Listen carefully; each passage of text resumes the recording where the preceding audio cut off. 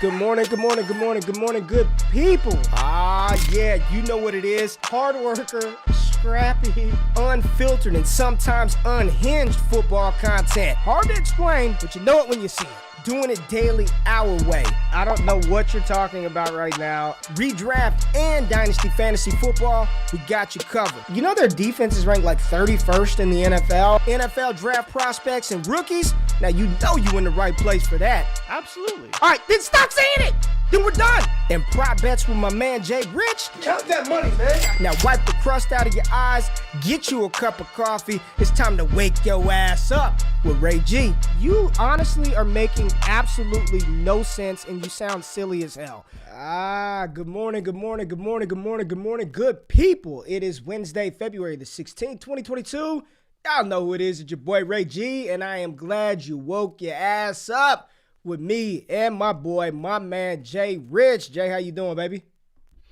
I'm good. You know, we were monitoring the comments. It was hilarious. People are talking about, oh, what jersey is Ray going to wear today? What hat is he going to wear? Apparently, my outfit just isn't cool enough. No one wants to guess what I'm wearing on a regular basis. But happy to be here. It's Q&A day. We got lots of good questions today, so I think it's going to be a good show. So we got to say good morning to the people. We got Mike in the building, Jeff, 5-Star Pete, Dave, Jake, Paul, Big Shy, Alex in the building, Shane Joe. Shout out to the Heisman members.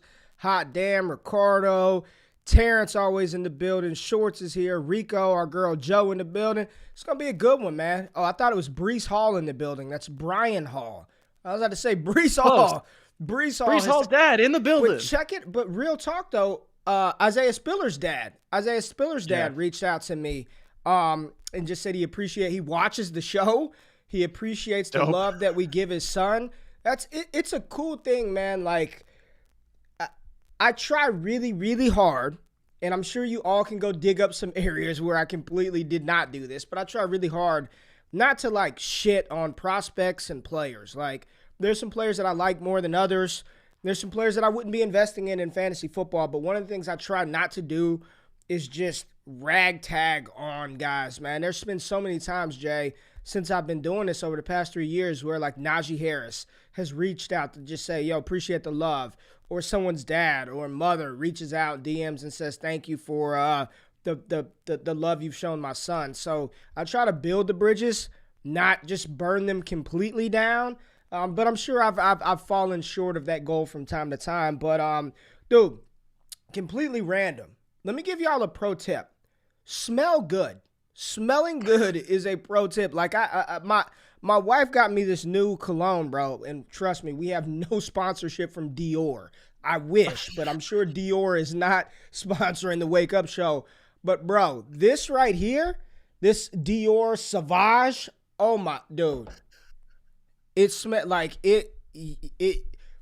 Women love a good smelling man, and ladies, we like our women to smell good too. You got to upgrade from Bath and Body Works. So, like, I'm here, bro, the whole time pre-show, I'm looking through the fragrance. I'm, like, sniffing the fragrance thing, and I'm just like, man, I got to get this one. I got to get this YSL. Pro tip, keep these fragrance magazines. Watch me get freaking demonetized by showing this.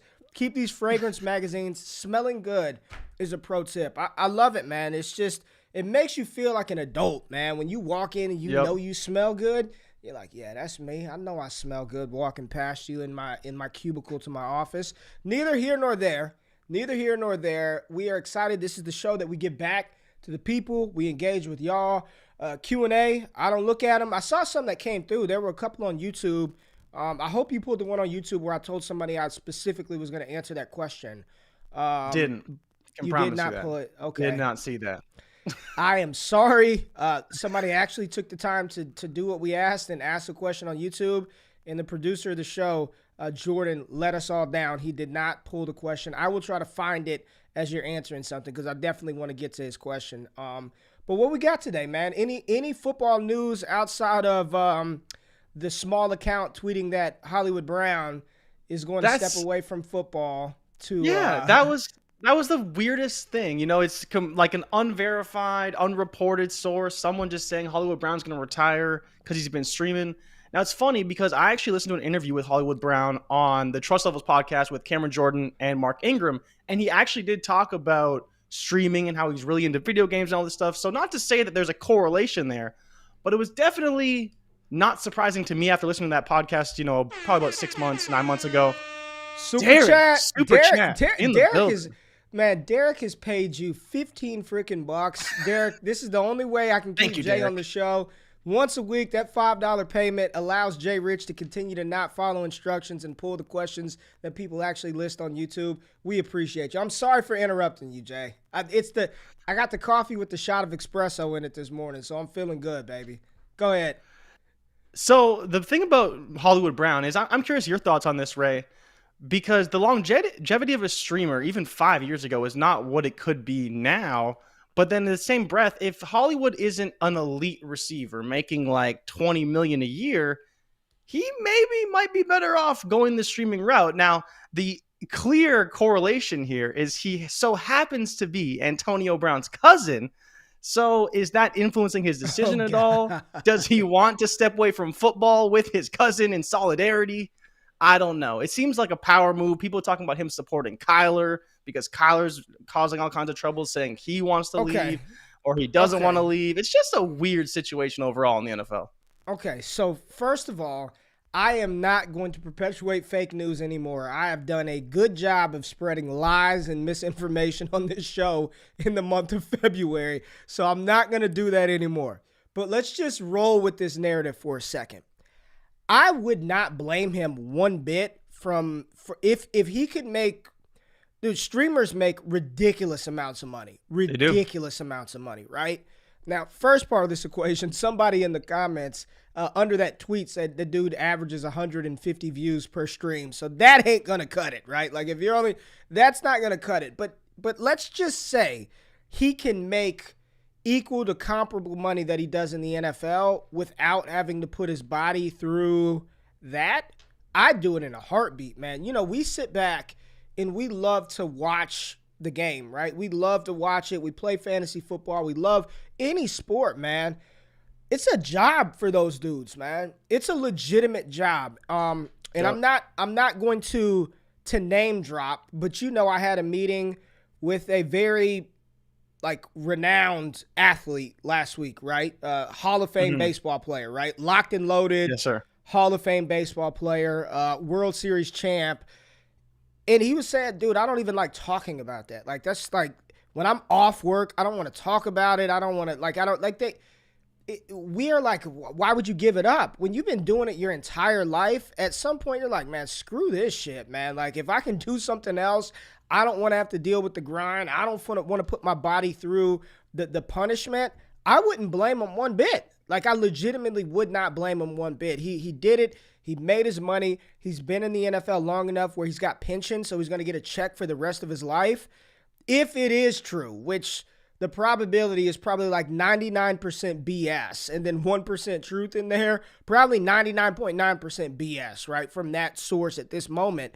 But I wouldn't blame him one bit, man. Like, I legitimately wouldn't blame. If all I had to do for the rest of my life was wake up with you and talk for an hour and make the same amount of money as I do when I have to drive in an hour to work and deal with all these meetings and do all that bullshit, I'd much rather do this than that. But I'm not in a position to do that right now. So if he is in that position, what does that do for, let's just really quickly, what does that do for Rashad Bateman? What does that do for Lamar Jackson? I mean, Bateman to the freaking moon, right? If this is in fact true. Yeah. Has to be. It has to be because Bateman will be the only guy there at that point. They don't have anyone tangible who can catch passes. It'd probably be good for Devin Duvernay too, because you figure he could fit into that deeper target role. I think it boosts Mark Andrews and it ultimately probably hurts Lamar Jackson. One of Lamar Jackson's best weapons was Hollywood Brown to get downfield and make big plays. But another thing that's kind of surprising to me is I'm thinking about this more in the landscape of what it means to be an NFL player. And I'm almost surprised we haven't seen players leverage that fame into another career path where they don't have to get hit and they don't have to deal with the grind of football season. I know Darrington Evans, Austin Eckler, some are doing it. It's smart. Now, somebody said he's not going to be able to make the 30-40 million streaming. I don't know what kind of extension Hollywood was about to get. He's already got his rookie deal, right? I mean, would he get paid that much? I mean, I don't know, man. Maybe. Maybe, Maybe. but neither here nor there. I'm with you. It's about leveraging your platform. I don't know enough about his streaming capabilities to discuss that. Like I said, 99.999% sure it's BS, but in the off chance that it's real, let us have some fun. All we've got from now until the start of football season is rumors, speculation, and mistruth. So let's just have some fun with it while we're here. Don't take it as Bible. But if there are people in your league who believe that to be the case, and they have Lamar Jackson and you have a Rashad Bateman, or you've got Bateman and people are, hey, go shop them. This is an opportunity. Even if it's off of fake news, it's an opportunity to either buy Hollywood on the low or sell Rashad Bateman on the high, man. But let's get into the questions, man. Let's get into the questions. First question is from our boy Rico, and I'm almost surprised he's asking this question because we talk about it a lot. But What's the difference between a good route runner and a route running specialist, or a separation specialist, as you would call it? Well, I think Andrew Hawkins. Do you remember Andrew Hawkins from the Bengals? I mean, A little bit, yeah.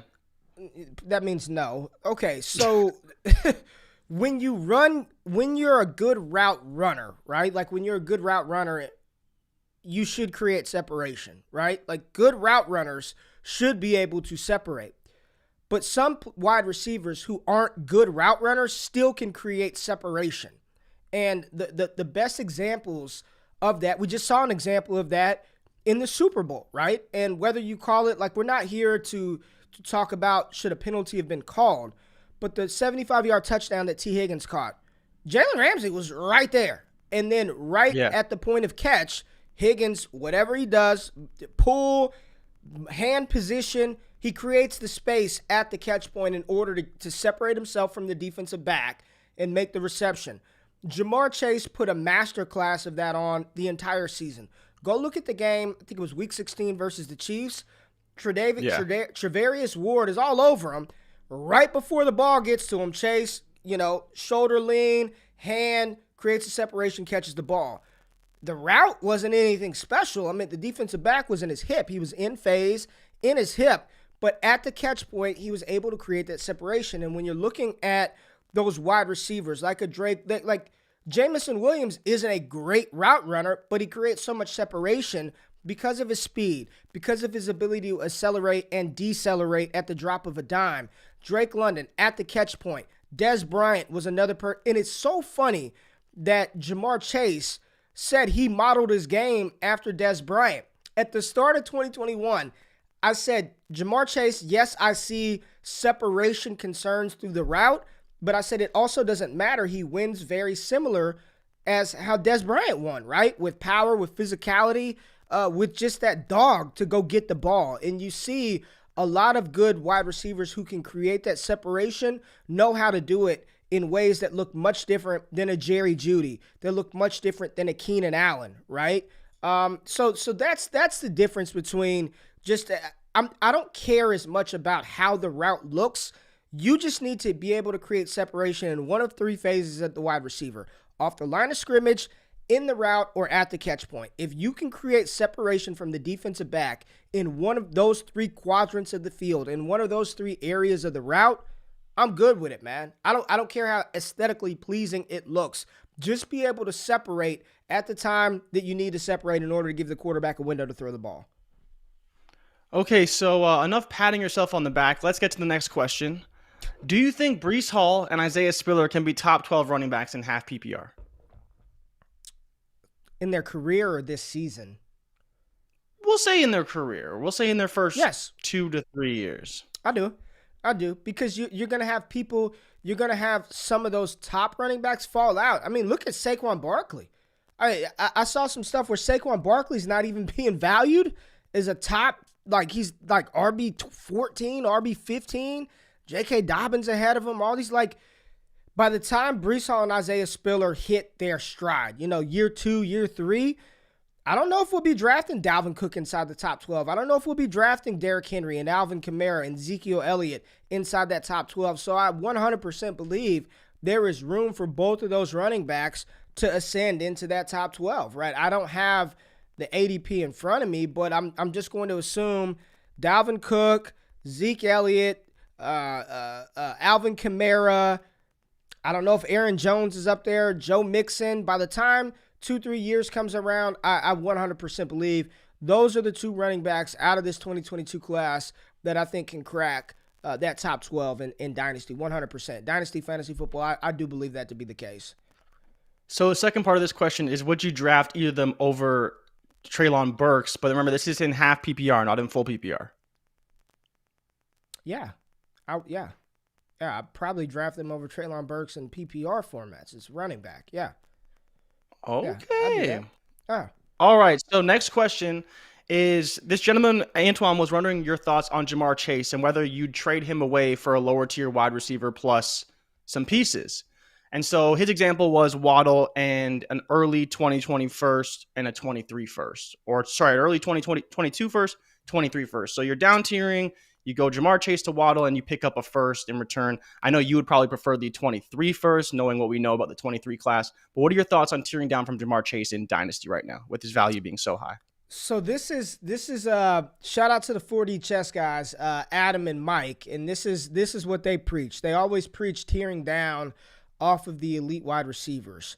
Would I do it? Sure, I would, but I would need to get Waddle, Higgins, CeeDee Lamb, because right now the top two wide receivers in fantasy football in Dynasty are Jamar Chase and Justin Jefferson. So if you're telling me I can get Jalen Waddle, you said plus 2 first-round picks for Jamar Chase? He said his example was 1 first, so a 23 first or a 22 first. I get why you would do that. I understand why you would do that. I don't know if I could do that, right? Like, I don't know if I could do that. Like, the best example of what I've done, I sold Jamar Chase for CeeDee Lamb and Cam Akers in a PPR league. Chase tiered down to CeeDee Lamb and then got Cam Akers. Felt a lot better about it at the time, opposed to how Akers kind of looked towards the stretch, but the offensive line was bad. I'm not putting it all on Akers. I think it's a smart play. I'd rather tier down to like 2 proven assets opposed to like the random dart throw with the pick. So if you're telling me, all right, Ray, I'll give you Jalen Waddle and J.K. Dobbins, CeeDee Lamb and Travis Etienne, Waddle and Etienne, T. Higgins and Etienne. Yes, I would make that move. I would make that move. I think in Dynasty, having that depth and having still those high-end assets, there's something to be said about the 2-for-1 deal. So if I could make that tier down, I would do it. I wouldn't be as inclined to do it with just picks. We were talking about it last night in the Discord. I'm looking at the 2023 class, and I know that we are very excited about it. But I started like positioning the players, right? Okay, Bijan. I think Stroud is going to be QB1 when it's all said and done over Bryce Young. Like, that's just hot throwing it out. People think it's hot. I don't think it's as hot as it should be. I think Stroud going into the season is my quarterback 1. You've got Bryce Young, Jahmyr Gibbs, Jackson Smith, and Jigba. But I'm trying to figure out where the cutoff point is. Like, you really want one of those top 5, top 6 picks in 2023. I think we're valuing it at like ridiculously all-time high levels. But I don't know when it's all said and done if all 12 of those first-round picks are just gold. Like, I don't know. I'm not going to go that far and say that. So instead of tearing down to an unknown, could be the damn 111 in 2023, give me 2 young players who have the talent to be top 5 at their position, and I'd make the tear down. Yeah, I'd do that. Yeah, I'm with you. I think my cutoff right now is about 7 guys from what we've seen so far. Now, that will probably go up a little bit, but I'd say about 7 for sure, locked and loaded, that I really, really like as far as 23 class goes. And your boy McNutted, host of the 4D Chess podcast with Adam, how much does draft capital factor into your evaluation process post-draft, right? This is kind of a general question. You talked about wide receiver going in the first round, who we ranked, let's say, at 10 or 11, versus the number 1, number 2 wide receiver going in the second round, let's say 20 spots later. How does that kind of factor in? And it's a hard question for you because our process is subjective, right? It's not an empirical process where we're actually saying this pick is worth this value. And so it probably doesn't factor in that much, but how do you kind of factor that in when you're talking about draft capital? Man, this is a tough question. Round 1, you're guaranteed the opportunity. You know what I mean? That it doesn't guarantee you success, but it pretty much guarantees you the opportunity. You're going to play at some point, right? Even the Kill Harry had the opportunity to be the guy. Day 2, good shot at the opportunity, right? Like just out the gate, good shot to get on the field, good shot to play. Michael Pittman Jr., T. Higgins, Laviska Shenault got the opportunity. Now, whether they succeed or fail, good shot at the opportunity. Round 3, round 4, after that, like day 3, you got to have the talent, the work ethic, and some cards got to break right in order for you to probably get the benefit of the doubt to walk in as the third guy in the drills, to walk in as the number 2 guy in the drills and have that opportunity. So how much does it play into my process? If you're drafted rounds 1 and 2, there's going to be little movement. If I had you ranked as the top wide receiver and you're drafted in round 1 or 2, you're probably going to stay the top wide receiver, in my opinion. If I had you as the top guy and then you go round 3, round 4, then I'm going to adjust a little bit. Like you said, I don't have a number value chart in front of me. I think at that point in time, I look at how I graded them on their film score, like look at the draft capital, what's their competition look like in front of them, and then sort of rearrange it from there. But outside of somebody completely just falling out of, a lot of people thought Brevin Jordan, the tight end out of Miami, would be like a second-round pick. A lot of people believe that, right? And then he goes, like 6th, 7th round, something super late like that. Like when you have that big of a value draft capital gap, that's got to factor in, man. Like you can't in your right mind have Brevin Jordan ranked ahead of Pat Freiermuth when Pat Freiermuth got second-round draft capital. And I don't know, but I know the viewers will let me know if I was right on that, but I think he was a late pick. I know he was late, right? Like Brevin Jordan, he was 5th or 6th round. Yeah, sure. I can't justify having him over Pat Freiermuth when he was drafted. For the NFL, that team passed on him 4 or 5 times and then finally said, damn it, he's still sitting there, let's take him.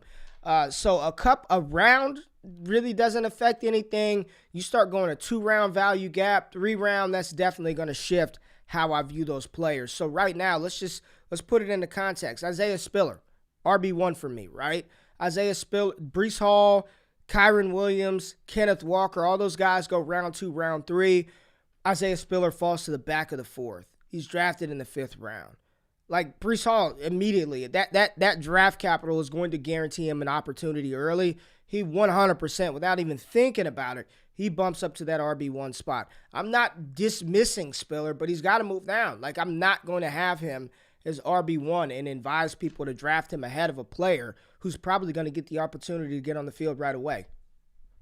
Yeah, no, I'm with you. And I think the most obvious debate for me is I'm looking back to Kadarius Toney versus Amon-Ra St. Brown. Kadarius Toney, a player that a lot of people like talent-wise, but no one thought he was a first-round pick. They thought maybe 2nd, maybe 3rd. And Amon-Ra was locked and loaded 2nd-round pick, and he goes in the 4th round. And so you're asking yourself, do you believe what NFL teams believe? Because to your point, that draft capital is faith in a player to hit and be a producer in the NFL level. And if you were to go into our Prospect Talk database done by Jordan Backus, he's made hit rate tables that tell you if a player with this type of metric goes in this round at this time, these are their chances of hitting. And that is a sliding scale from the top in the 1st round all the way down to the 7th round. Those hit rates only go down. And for just so people are aware, it's about top 100 picks is where you want your players to be, is where the hit rates really drop off. Once you get to the 4th round and beyond, they really, really fall off. So in the top 100, whether it's running back or wide receiver, that's where you want your top prospects to be. So everybody keeps saying Mitchell versus Sermon. Y'all are looking at the results, not the process. You go back to the summer, Trey Sermon did have the opportunity. Trey Sermon was running with the ones in camp. He had the opportunity to be the guy. He got outplayed. That's what happened with Trey Sermon versus Elijah Mitchell. He got outplayed so, big time by Elijah Mitchell, he didn't even get a shot when the season rolled around. But if you go back to minicamp, to OTAs, to training camp, Trey Sermon had the opportunity. There were reports, Trey Sermon running with the ones. Trey Sermon looking good. Trey Sermon taking the first team reps. But all of a sudden, that narrative started to dwindle down as they put the pads on and they got rolling, and he was outplayed. So the opportunity was 100% there for Trey Sermon, and that's what I said. It's going to give you the opportunity. Whether you seize and capitalize on that opportunity and make good on it, clearly it didn't happen for him. He was outplayed by Mitchell, but Sermon 100% had the opportunity to be the guy. He just got outplayed. Yeah, now talking about Elijah Mitchell, let's go to Marcus's question in the chat here. He's asking about how does Trey Lance impact Elijah Mitchell, and would you take the 106? I'm assuming it's for Elijah Mitchell. Matt Kelly, the Podfather, talks about, he calls it the Alfred Morris corollary, where you've got Ooh, rushing quarterback helping out running back. When you're running those zone reads, and that's, Washington and that Shanahan tree, they do a really good job of creating running schemes with athletic mobile quarterbacks. I mean, I think Trey Lance is going to be awesome this season in fantasy. I am very excited about what Trey Lance is going to do. And listen, they only have two running backs under contract right now. It's Trey Sermon and Elijah Mitchell. Every time Elijah Mitchell was healthy, the dude was getting 20 plus touches a game and he was producing, right? I think he walks into the season as a starter.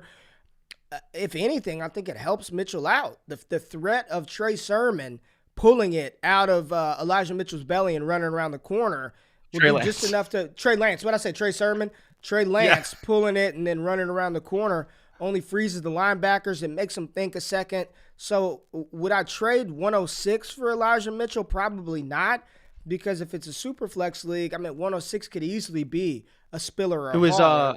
so it was one QB, and I think it was reverse, right? So would you trade away Elijah Mitchell for the 106? In one QB, It's like probably not. I think you because at that point Traylon's gone, Spiller's gone, Hall is gone, Wilson's Garrett probably gone Wilson too. is gone, probably Kenneth Walker is off the board. So now you're looking at like a London, a J-Mo, a Kyron, a Rashad White. I'd rather have Elijah Mitchell over those guys.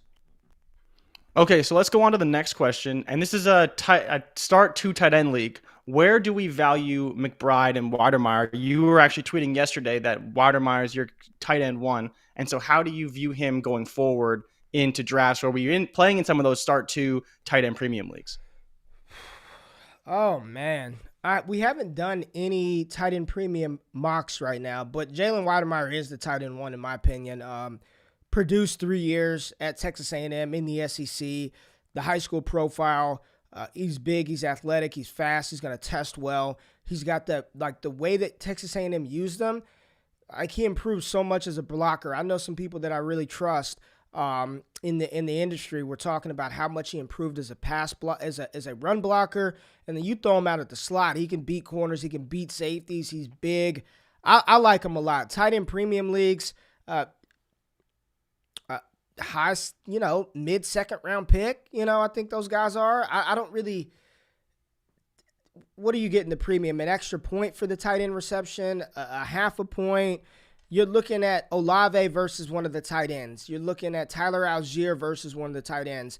And normally it takes those guys a couple of years to hit, right? The fact that Kyle Pitts did what he did as a rookie. I was going to say as a freshman, as a rookie. It just, you can't depend on that year after year. Like that just doesn't happen often. I think somewhere in the second round. It's hard for me to say right now because we literally have not done that. But I like Jalen Weidemeyer a lot. And you see him, for as much as we talk about these running backs and how high we want to draft those, I've seen McBride and Weidemeyer mocked in the first round more than any of the running backs in this class. Like I've seen those tight ends Yep. mocked at the back of the first round more than any running back. Like I've yet to see Spiller, Hall, or Walker for the most part mocked in round one. I've yet to see it, but I've seen Weidermeyer to the Packers. I've seen Trey McBride to this I don't know. And that draft capital with the tight end, they're probably going to play early as well, right? Are they gonna capitalize and seize that opportunity? We don't know, but the process is there. I want athletic tight ends. I want those mismatch nightmares. I think Weidermeyer and Trey McBride are my top two guys in the class. Mid second, I take them. Mid to high second. Really? That's higher than I expected. I was thinking, mid second, late second for sure. Now, the next question is on one of my favorite wide receivers in the NFL, Calvin Ridley. And how do you value him in terms of 2022 first round picks? Assuming you'd need at least a 2022 first round pick to get Calvin Ridley. What else would you want? Is that enough? And kind of where are you at with Calvin Ridley right now? You said where, like value wise? Yeah. If you wanted to get him for picks, what would you be willing to give up to get Calvin Ridley on your roster? I'd want Treylon, Brees, Isaiah. I'd want those three. Like those would be the So three one I'd of want. the top 5 picks probably in Superflex, or one of the Yeah, top 3 picks. and you probably could get a little. You probably can get a second back. Like people are still concerned about Ridley, right? People are still concerned about him. If I can trade Jamison Williams for Calvin Ridley, I'd do it. If I could trade Drake London for Calvin Ridley, I'm doing it. If I could trade Kyron Williams, in my opinion, even a Kenneth Walker, and probably get Calvin Ridley, I would consider doing that. Again, there's going to be a moment in time where those first-round picks, as bad as people are shitting on the 2022 class, there's going to be a moment in time where everybody wants them. The combine is coming up. These guys are about to run. Like, there's going to be a moment where those picks boost up in value, and at that point in time, I'm almost positive you can get Ridley plus for like the 105, Ridley plus something for the 104. And if I could get Ridley plus, I'm doing that 10 out of 10 times, no doubt, man. Now, Joe sent us a super chat in the chat here. So she was asking, what are your thoughts on Jerrion Ealy now that he seems to be committed to football? I know there was questions about him potentially playing baseball and stuff like that, but he seems to be committed to football. Where are you at with Jerrion Ealy? We got to get my count the money sounder, man. Joe, thank you. We appreciate the chat. Jerrion Ealy. Let me tell you, since she did the super chat, I'm gonna tell you where I have Ealy, and y'all probably aren't gonna like it, but I'm gonna tell you where I have him graded out. Film grades, running back, Jerrion Ealy. I have him graded out as a 60.35, which puts him as an average backup with some upside. And that's what I think he is. I think that's appropriate, right? At this moment of time, I think Ealy is a backup running back with some upside. What does that some upside mean?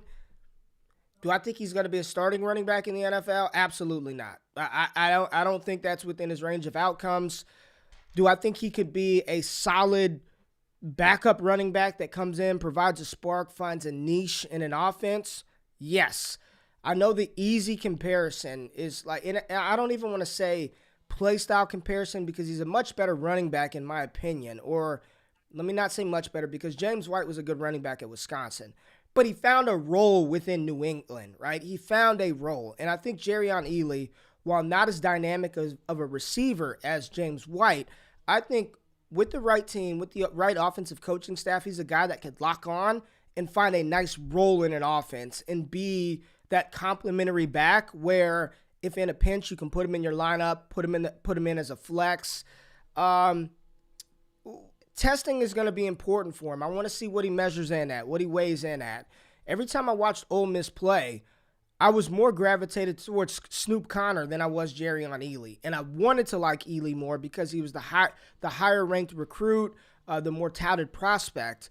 But just looking at his skill set and what he brings to the table, I think he's an average NFL backup with some upside. That's where I have him graded out as. And that's not a bad thing, right? Like all these dudes can't be number one bona fide locked and loaded stars. Like it's just not going to happen, right? I like a lot of players, and unfortunately it hasn't, I like Keontae Ingram. Keontae Ingram is a backup running back with a little bit of upside in the NFL. So I like Ealy, don't love him. There are 12 other running backs in this class I'd prefer to him. But if he gets drafted and for me, landing spot, what it doesn't shift anything drastically for me for the top tier guys. But some of those lower tier guys, the Jerrion Ealys, let's just say hypothetically, the Chargers draft him, right? And he's kind of groomed to be that next Austin Eckler type role, tethered to Justin Herbert. Like, I'm more inclined to take a shot on that. I'm more inclined to take, okay, he wasn't one of my highly rated guys, but he hit a good landing spot. There's a potential for him to find a good niche in this offense. Then I'll invest in somebody like Jerrion Ealy. But right now, graded out as an average backup with some upside. Yeah, no, I'm with you. And then another question that we got on Twitter was, having Kyron as your RB3, what's the earliest you'd be willing to draft him? Because, we've been seeing him go mid-second, early second. But even for me, I've been thinking that there's a very good chance he could come up. And I even took him at 111 in one of our mock drafts. Yeah, I would take him. Listen, I think 112 is within his range. 201. What's going to be big for Kyren is the combine. It's going to be big because he's not going to be big. He's not going to be a very big running back. But I think, again, one of those type of players that his skill set and what he brings to the table, right? The dynamism, the positional versatility to be deployed as a pass-catching weapon out of the backfield, how good he is in pass pro on third downs. That's all the want to. That's all attitude. And he's got that, right? And he's a really good rusher between the tackles. He's got good burst. He's got good contact balance. For me, I'm fine drafting him at the back of the first, especially if he goes day 3. If I'm not day 3, day 2. If he's a day 2 pick, I think he's back of the first. If he's day 2, say Kyren Williams goes in the third round, right? He's drafted in the third round, and David Bell is drafted at the back of the second. I'm taking the running back over the wide receiver. I'm taking Kyren Williams. They both have day 2 draft capital. The second round for running backs it's like Jay-Z. 40 is the new 20. Second round is the new first round. Third round is the new second round for running backs. Jonathan Taylor, DeAndre Swift, Cam Akers, J.K. Dobbins, all those guys went in the second round. No issues with the opportunity. If Kyren goes in the third, David Bell goes back in the second. Right now, we're seeing David Bell being drafted at 111, 112. I would take Kyren Williams over David Bell if he got the draft capital on day 2. He's running back, man. He's going to play. Skill set he's going to get on the field. I'm not saying he's the Elijah Mitchell of this year, but I promise you could write this shit down. What's it? The February the 16th. Kyren Williams goes day 2. Kyren Williams is going to matter in fantasy football as a rookie. He's not going to be Isaiah Spiller. He's not going to be Breece Hall. But that's what you want in the second, at the back of the first round, especially when you can get a Jalen Tolbert at wide receiver in the second. You can get Christian Watson. You can get Romeo Doubs. You can get Khalil Shakur. There's a ton of different wide receivers you can get. But once you get that low for the running backs, you're staring at B-Rob territory. You're in Sincere McCormick territory. No, thank you. I'd rather Kyren, man. All right, so Jerry in the chat was asking us, would you trade Chase for Higgins and 223 first? The chat told them absolutely smash accept. You got to do that. Yes. Yeah, I didn't even hear the chat. Yes, you said before you even said hell yes. Chase you get Higgins and 223 first? Yes. Smash. Yes, smash that. What else we got? So next question is our thoughts on James Robinson. Where are you at with James Robinson? We actually just did a startup, and you were shocked how much I was willing to pay up for James Robinson. So it sounds like you're kind of out on him, and I get it, right? From the standpoint of undrafted, another new coaching scheme who did not draft him, coming off the Achilles injury, and a very talented running back in Travis Etienne, who is ahead of him right now on the depth chart. Sucks, man. I like J-Rob. Thought he earned his opportunity. I thought he was well on his way to earning that second contract, right? Torn Achilles, tore it kind of late towards the season. Chances of him starting, I'm not a medical professional, so I don't want to talk about the chances of him being ready for the start of the season or not.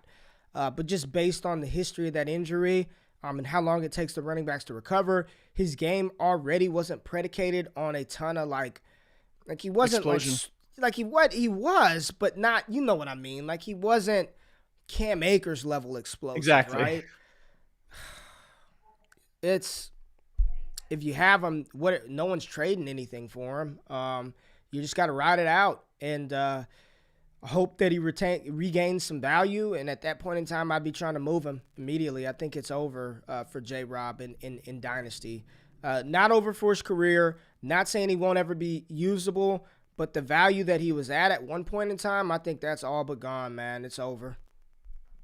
Yeah, so now a question about the 104. Given the need and positional scarcity at running back, would it be a mistake to take Kenneth Walker at RB3 instead of taking a Garrett Wilson at wide receiver? Let's say, Treylon's gone, Spiller's gone, Hall's gone. You think that taking Walker is a mistake? No. I would be taking Walker over the – I don't know what the dislike of Kenneth Walker is. Okay, he didn't grade out as my RB3, but he graded out as my RB4. If I walk away with, and I've said multiple times, the only reason he did, if you look at the PFG grades, it's what is the difference between Kyren Williams and Breece Hall? Look at this. Kyren Williams graded out at 71.45. Kenneth Walker 71.1. Literally, what's that? 0.3? 0.4. No. 71.45 and 71.1. What is that? 0.35. That's 0.35. Yes, you're laughing at me like I don't know math. You said 0.4. It's 0.35.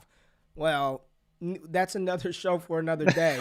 But they were razor thin. They're right. The only reason Kyren graded out over Kenneth Walker is because of the receiving. That's it. Kenneth Walker, and that's not to say that he can't do it. I just haven't seen it. And I've seen Kyren line up at slot, them throw tunnel screens to him do stuff out of the back. That's the only reason. That is it. Like, I'm looking at it. If I give Kenneth Walker, like, he got a 4 in receiving versatility and Kyren got a 9. I give Kenneth Walker a 7 there, and he grades out higher than Kyren Williams. I don't know why there's so much, I guess, sourness to Kenneth Walker. I think he might be just the best pure rusher in this class, and we didn't see a lot of running backs catch the ball. That doesn't mean they can. I'm still in on Walker. If y'all are letting Kenneth Walker slip in rookie drafts, I think that's a mistake. It very well, and we keep talking about it. Breece Hall, Isaiah Spiller, Kenneth Walker could hear his name called first at the running back position come draft night. Yeah, absolutely. And I said it on the Kenneth Walker breakdown. I'm going to be watching very closely at the combine to see how he looks compared to some of these guys that are supposed to be good pass catchers. And if he looks fine, then I'd be much more willing to take him. But it's going to come down to is how does he look in those drills at the combine. Now, people are talking about it in the chat. We've got this question asked before, but where are you at with Tyler Beatty? Because he jumps out analytically, and thoughts on his role and potential in the NFL. I know you got your grades up. Have you graded out Tyler Beatty, and where are you at with him right now? Yeah, I got all the running backs graded out. I mean, here are the running backs that I have ahead of him. And I'm not even going to go to the top guys. Abram Smith, Jerome Ford, Kevin Harris, Brian Robinson, Jashawn Corbin, Zamir White, Ty Chandler, Tyler Algier, Damian Pierce, Zonovan Knight, Rashad White, and then the top 4 guys. If he becomes Nyheim Hines, if that's what he becomes, that's a win. Like, if Tyler Beatty could become that, that's a win. Other than that, nah, man.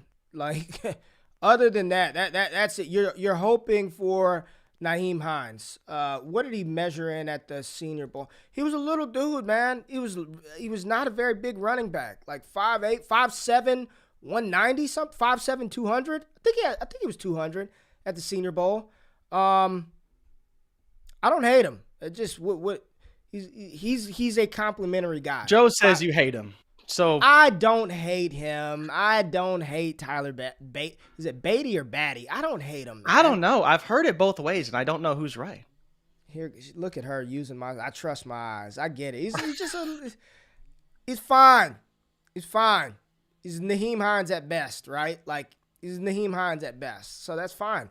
Like, if that's we're not getting JTs in this class, right? And every year you just he's another one of those guys where he's going to be drafted on day 3. Here's the thing. He's going to be drafted on day 3. So we just talked about draft capital, right? Day 3 running backs. I'm starting to look at situation. Is he going to go to a team? If Tyler Beatty goes to damn Tennessee, like, I have no interest. Like, what are they going to do with him? Like, based on what they've done, like, I don't want it. If he goes to, I'm just throwing it out there, he goes to New England, right? He goes to New England, maybe there's a role for Tyler Beatty, and he's one of those guys you can get in the 3rd round of your rookie drafts, and I'm going to draft him. If he's sitting there in the middle of the 3rd, I'm taking shots on all those running backs and just betting that they get an opportunity, and then what I'm doing is I'm immediately flipping him to Joe. I'm saying, oh, you love Tyler Beatty? You like that he's thick? You like his calves? He got a little bit of opportunity? Give me a 2nd rounder in 2023, and you could have my Tyler Beatty. That's what I do with those guys. And people were doing that with Elijah Mitchell this year. As soon as he started playing, sell him for a second. Well, now his value is much more than that now because he's set the rookie running back record for Frisco. He's locked in as the guy. But Tyler Beatty does anything of significance early in his career, I am trading him immediately because I don't believe he's going to have his story is going to end the same as like Elijah Mitchell. Okay, so Devonta Smith, where would you rank him amongst wide receivers in this draft class, and would you trade him for the 109, or would you prefer him over the 109? Oh, yeah, that's easy. I definitely prefer him over the 109. Cornerstone rankings right now. Yeah, Cornerstone Rankings, patreon.com/prospect. All these answers all these questions y'all are asking me, they're here. Patreon. All you have to do is pay $7 to get them. But Devonta Smith, here are the wide receivers that are in his tier from 2022. Jamison Williams, Garrett Wilson, the wide receivers from this class that I have above, Devonta Smith, Treylon Burks, and Drake London. So that's where he would slot in amongst the 2022 guys. Right there with J-Mo, right there with Garrett Wilson. He's right in that tier with those guys. George Pickens, they're all in the same type of tier. But again, now Devonta Smith was drafted number 10 overall. He got the opportunity. A lot of people look at Devonta. The fact that he had 900 and something receiving yards in that offense is ridiculous. On that team? And me and Matt Kelly talked about it. He was top 10 in air yards at wide receiver, over 1,400 air yards. That's ridiculous. You know what I mean? If Jalen Hurts can get it together just a little bit, I mean, he's locked and loaded, 1,200-yard wide receiver this rookie season, Devonta Smith. There was another 300 yards left on the table from Jalen Hurts, and we looking at him very differently in Dynasty. But I think he was top 7 in the NFL in air yards of all the wide receivers. So very much in on Smitty, man. Very much in. All right, from the chat, Lance or Deshaun Watson and a 23 first? Man. You love yourself some Lance. I do, but man, knowing what we know about Watson now, I think he's gonna play somewhere. He did his time. That's a tough. Well, I don't know what he did. I don't know if he did his time or not. But if he's gonna play, I'd prefer Deshaun Watson in the first. That's real risky. Those risky for sure. That's risky, man. That's risky. But I would probably take Deshaun Watson in the first. Yes. And then the last question: do you use a French press or a coffee machine for your coffee in the morning? Tell the people about your coffee experience every morning. What's a French press? Oh, God! I don't you don't know what a French press is? No, man. Oh, man! It's where you pour the grinds into the French press, and then you literally press it. You pour I ain't got enough time for that. That sounds good though. That coffee is good. It's good. We went to Hawaii and they had one of those, and the coffee hit different, man. The coffee hit different. But I've got a Nespresso machine, so the Nespresso is really, really good. Yeah. Somebody said I'm uncultured. Jesus, Gary. I'm sorry. I don't know. But yeah, send me your PO box. I'll send you one. Y'all are wild. Is that it? We're done. That's it, man. That's it. Somebody in the YouTube comments ripped my ass because I said I didn't want to take any more questions the other day because I wanted to work out, and he's like, you should be honored that people want to ask you anything. I appreciate all of y'all. Real talk though. I upgraded from the K-Cups. I use the circle ones now, the Nespresso. I got to order those, and we recycle. We are a big recycling household over here. They send you little baggies to recycle the coffee pods, man. But the Nespresso leaves a nice crema on top. I just love it.